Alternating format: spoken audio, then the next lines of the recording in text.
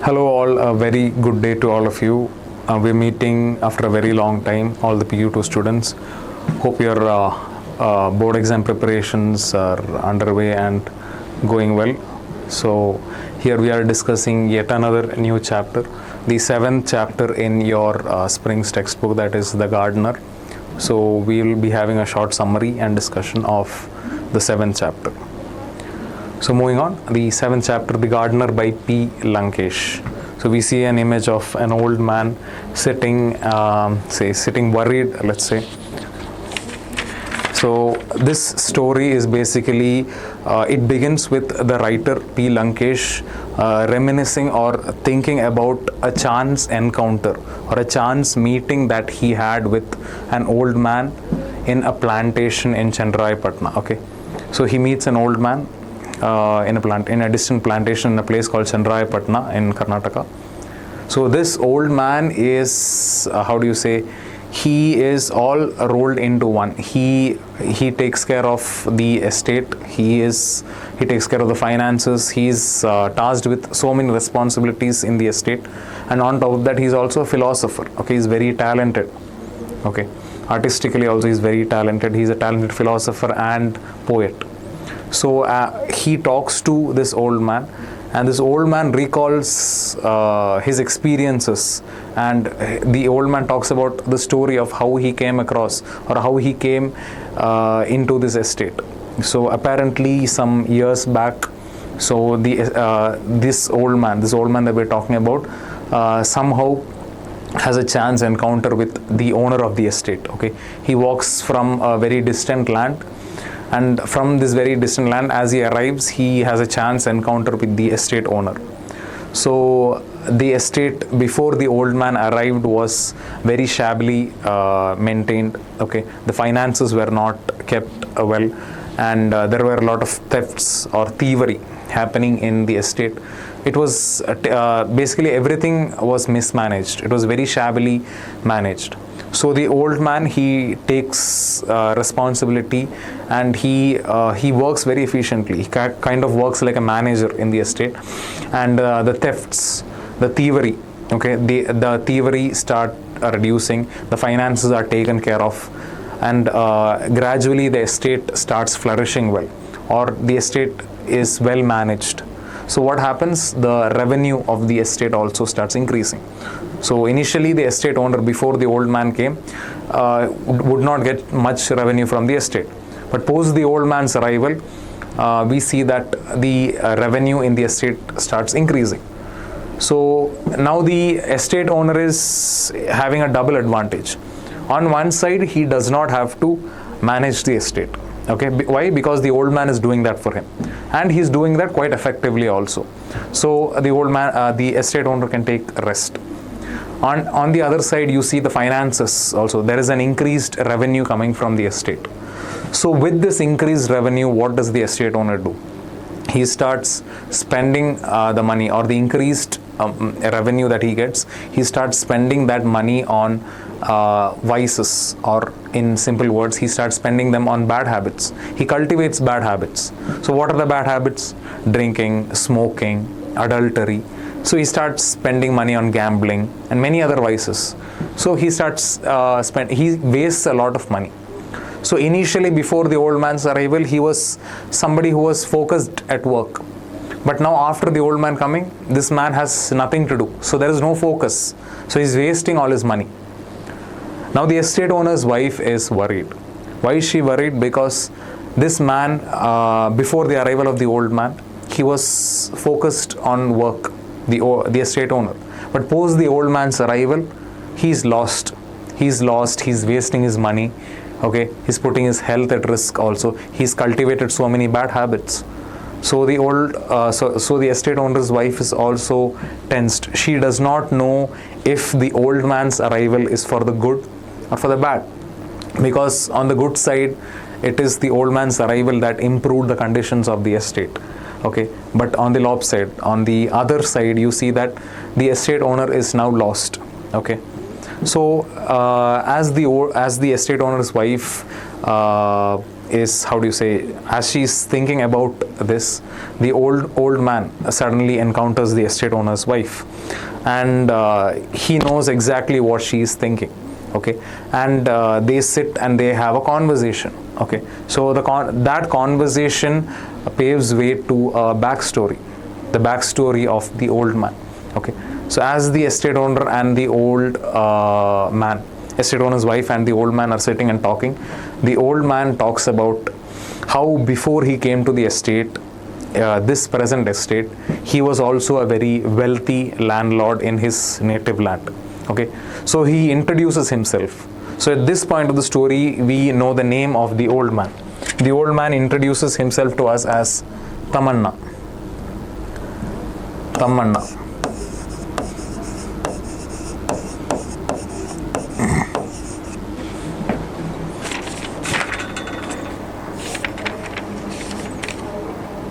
Yeah, he introduces himself to us as Tammanna. Okay, and what does Tammanna tell us? Tammanna tells us that he was a very wealthy landlord. Okay, very wealthy, very flourishing landlord. And our Tammanna in his native land also had a very healthy rival. Okay, and the rival's name was Basavaya.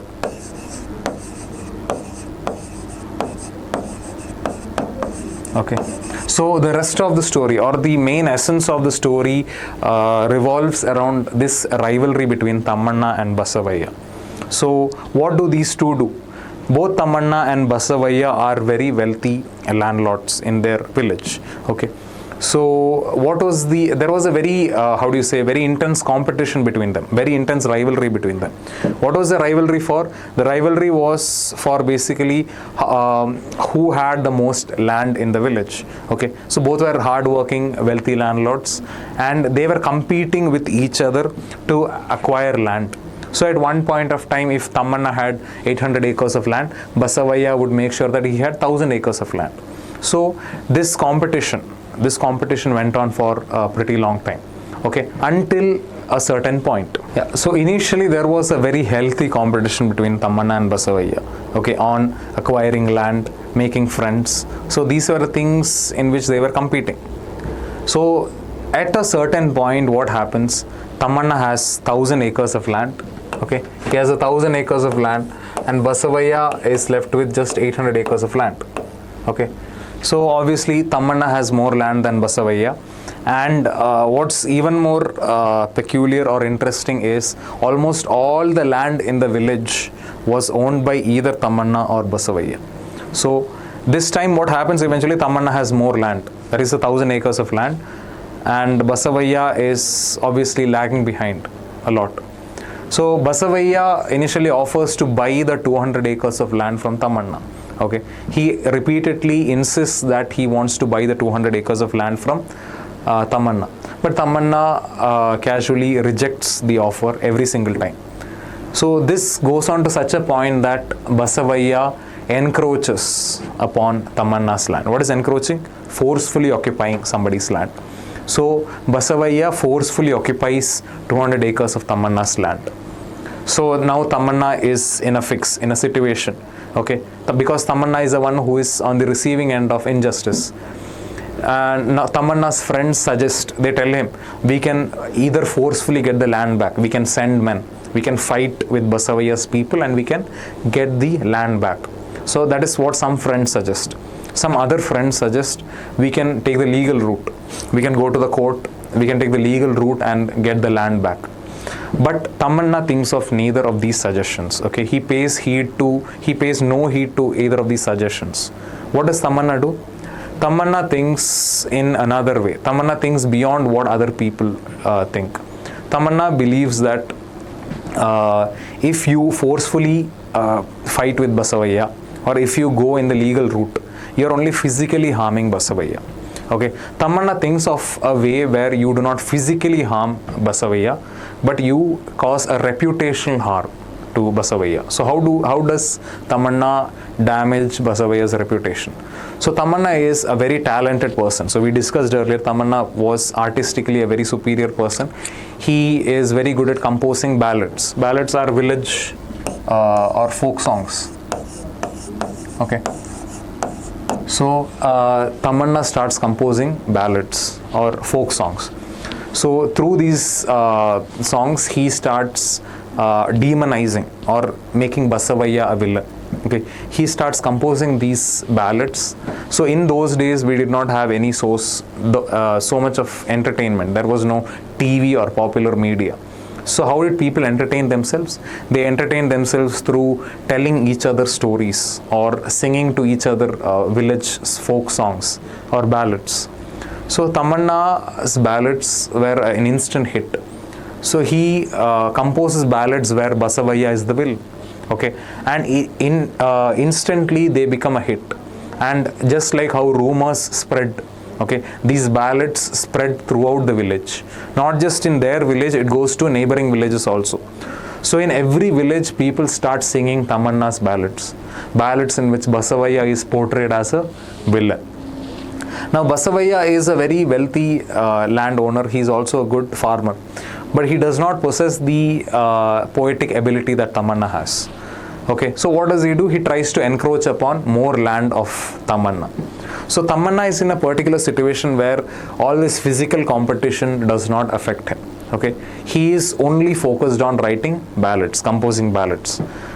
So Basavaya is frustrated. He is not as talented as Tammanna. So what does he do? He starts calling other poets and writers from outside, from other villages. He invites them to his house, okay, and he asks them to compose poems for him, ballads for him, okay. They try to do that, but when every single visitor comes to Basavaya's house, what do they say? Your house has everything. Your house has all the material wealth in the world, okay, but it does not have Tammanna's poems. So that was the power, that was the impact that Tammanna's poems or ballads had at a point of time. So this kind of frustrates Basavaya, okay, because this battle, initially the battle was for material wealth, okay, battle was for who had the more land, who had more money, who had more friends. So that rivalry transcends, or that rivalry shifts to something non-material. So at this point, Tammanna is composing ballads and destroying Basavaya's reputation. And sadly, Basavaya is not as talented as Tammanna. So he does not know what to do. Okay. So he just focuses on making a lot of material wealth. Okay. He makes a lot of money. He decorates his house with a lot of costly artifacts. He buys books. He invites a lot of poets and scholars. But everybody who visits Basavaya's house, they had only one thing to say. That is, your house does not have Tammanna's ballads or Tammanna's poems. So at one point of time, Tammanna realizes that he is, in this rivalry, he is leading by a huge margin, and that in no way Basavaya can defeat him. Okay, because Basavaya is obviously not as talented as Tammanna. So the final nail in the coffin, or Tammanna decides, I will just walk away from here. I will just, spread a rumor that I died. Okay. So if Tammanna walks away from the village, okay, or if he dies by any chance, he will have the victory. Why is that? Because at the end, before Tammanna's death or Tammanna walking away, he was the one who had the advantage. So if Tammanna dies by any chance also, his poems would live to tell about Basavaya's story. His poems would destroy Basavaya even without Tammanna's presence. So Tammanna knew very well, even if he died, even if he walked away, his poems would still continue, his ballads would still continue to damage Basavaya's reputation. So what eventually happens though is, Tammanna, thinking about all this, one day falls ill. Okay, he falls sick. So Tammanna falls sick. And after a very long time of losing this rivalry, losing in this battle, so yeah, after a very long time of losing in this rivalry or losing in this battle, finally now Basavaya is having the upper hand. Why is that? Because Tammanna is ill. Okay, Tammanna is bedridden with sickness, with illness. So Basavaya believes that now he's physically, he's not physically fit. I am physically fit. I have all the wealth in the world. I am now at an advantage. Okay. And now Basavaya is happy. He's celebrating Tammanna's sickness. Okay. But here's the twist in the story. As Basavaya is celebrating Tammanna's sickness, Basavaya eventually falls ill and dies. Okay, this is the twist in the story. Basavaya falls ill and he dies. So Basavaya's demise or Basavaya's death was taken or was received as a shock by Tammanna, because Tammanna did not expect Basavaya to die so early. Okay, now what eventually happens after this? Tammanna's only purpose in life was to compete with Basavaya. His only purpose or his only objective in life, his only aim in life was to compete with Basavaya. Okay, down it goes to the point that he tries to damage Basavaya's reputation also. But here he is in a situation where Basavaya is dead. So in Basavaya's absence, what is the point of destroying Basavaya's reputation? So this is what Tammanna thinks. So throughout his life, all his life, this was his motivation. Okay, but now his very motivation, the very source of his motivation is gone, is dead. Okay, so now Tammanna is lost.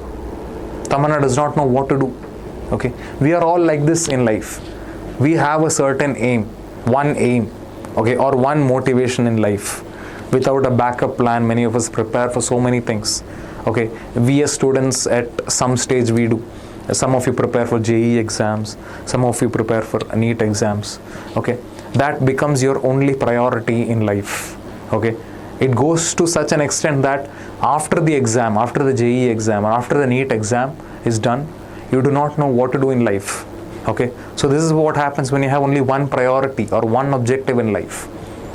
So in the same manner, Tammanna now does not know what to do, because Basavaya, his only rival, his only source for motivation in life, is dead, is no more. So Tammanna realizes now that there is no point in him staying in that village. Okay, so he bids goodbye to everybody in that village, his native village, and he walks away from the village. He walks a couple of 100 miles, okay, far away from his native village. And as he walks away, he has a chance encounter with this estate owner, the estate owner that we were talking about. Okay, he comes to this estate from hundreds of miles away, and that is how he meets this estate owner. So this is the story that the old man narrates to the estate owner's wife. Why does he narrate it to the estate owner's wife? So he's basically trying to say that man always has some or the other kind of motivation. Okay, some kind of motivation, some kind of, how do you say, vengefulness that drives you, okay, or that motivates you to live. So this is the advice that the old man gives to the estate owner's wife. So he also goes on to say that man always has some or the other motivation that drives him, okay, that gives him the, how do you say, that gives him the fuel to live, okay.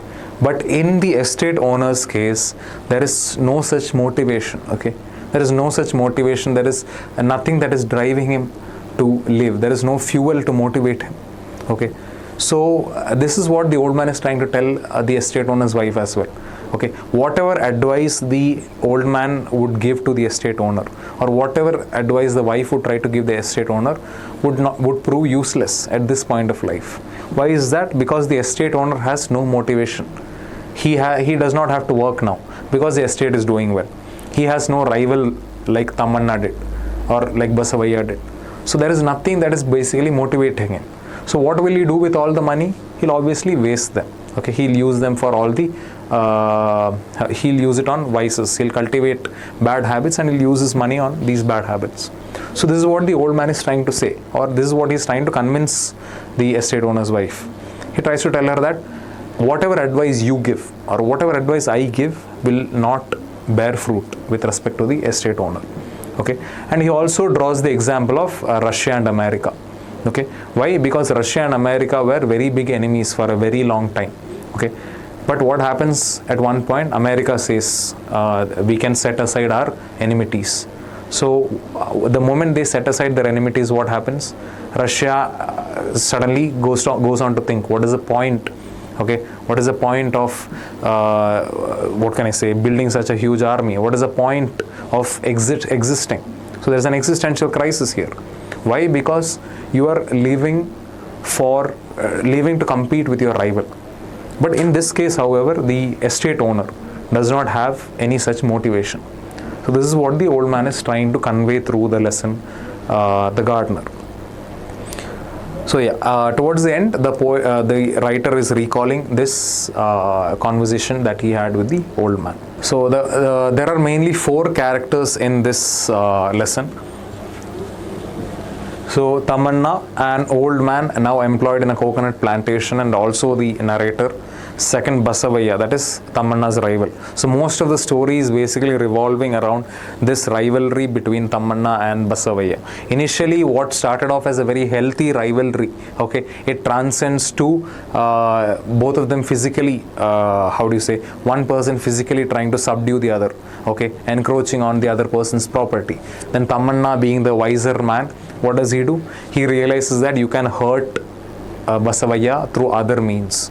And what is the other means that Tammanna tries to hurt Basavaya with? He tries to compose ballads, okay? Ballads in which Basavaya's reputation is damaged. So the third character is the owner, that is the estate owner. He had become very lazy after the arrival of the old man. So as I said earlier, initially, before the arrival of the old man, before Tammanna's arrival, okay, the estate owner was motivated in life. What was his motivation? To take care of the estate, to look after the estate, okay, to earn money, to support his family. Okay, that was his only motivation in life. But after the old man, that is Tammanna, arrives in the estate, what happens? So all the work that the estate owner was doing, that of a supervisor, that was being taken care of by Tammanna himself. And the estate was doing well also, it was well managed. So the revenue also started increasing. So with this added revenue, with a lot of money that the estate owner received, what did he do? He started spending that money on bad habits. He became a very lazy, a very lethargic man. And he started spending that money on drinking, on gambling, on adultery, on so many other bad habits. Okay. The last character is the owner's wife. She was confused with the old man's arrival. Why was she confused with the old man's arrival? Because she did not know if the old man's arrival was for the good or for the worse. Okay. On the good side, the old man arriving was in a way beneficial because the estate was running well, okay, and the finances or the revenue of the estate started increasing. The petty thefts or thievery were reducing. But the lopside, or on the other side, you see that the estate owner becomes a much more lazy man.